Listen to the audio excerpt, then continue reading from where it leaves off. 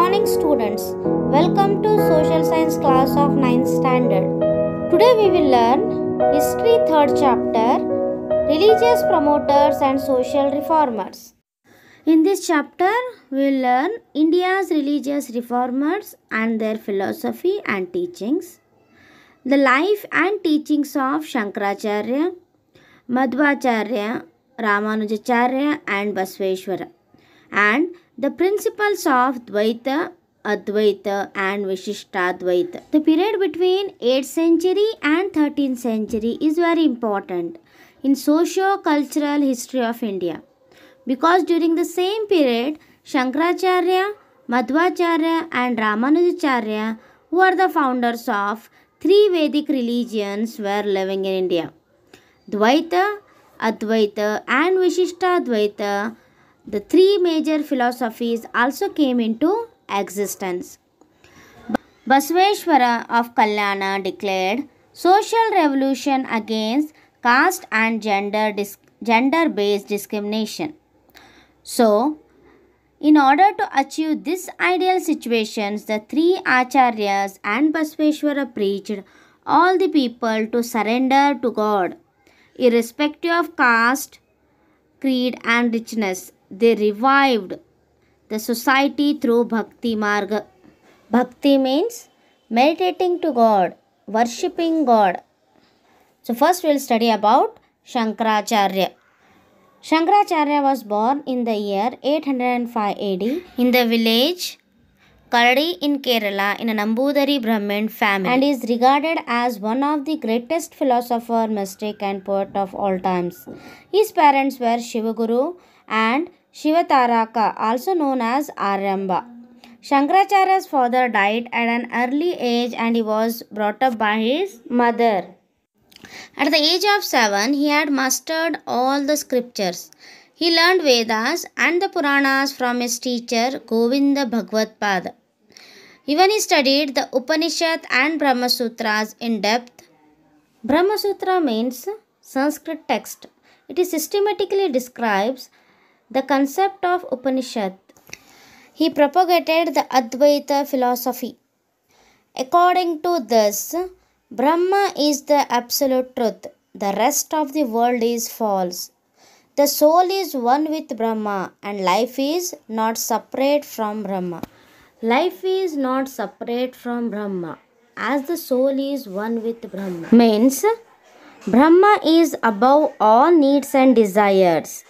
Brahma alone is real and this world is unreal, fake. Next, Brahma is the absolute truth and the rest of the world is mere illusion or maya. Here illusion or maya means fake, unreal. Next, people are ignorant of the illusory nature of the world and unaware that Brahma is the only truth. Means people, they are always back off to fulfill their needs and desires.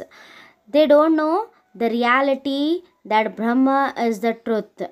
Always they are back of this unreal world. Next, by walking on the path of knowledge, we realize the true nature of the world. Means, when we will get the knowledge of Vedas, Upanishad, textual studies and ethical perfection.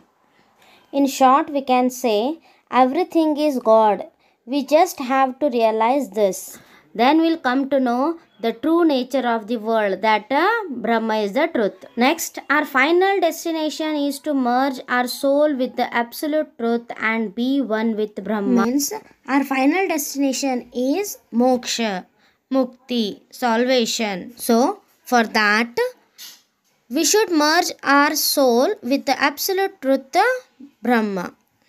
The human soul has no separate existence, and he expressed this fact in the phrase Aham Brahmasmi. Means, the Brahma is truth. It has no quality, no features and no shape. Means Nirguna, Nirakara and Nirvikara. The works of Shankaracharya, those are Shankara Bhasya, Ananda Lahari, Saundarya Lahari, Shivananda Lahari, Viveka Chudamani, Prabuddha Sudhakara. His famous hymn means religious song of praise to God is Bhajagovindam. Shankaracharya travelled from Kashmir to Kanyakumari on foot and propagated his Advaita philosophy. So, in order to spread the message of his philosophy, he established Pithas.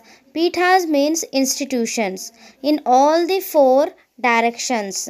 Jyotirpitha, Badri in Uttarakhand, Kalika Pitha, Dwarka in Gujarat, Govardhana Pitha, Puri in Odisha, Sharada Pitha, Sringeri in Karnataka, Kamakoti Pitha, Kanchi in Tamil Nadu. So, Shankaracharya gave Indian thinking a new direction and inspiration.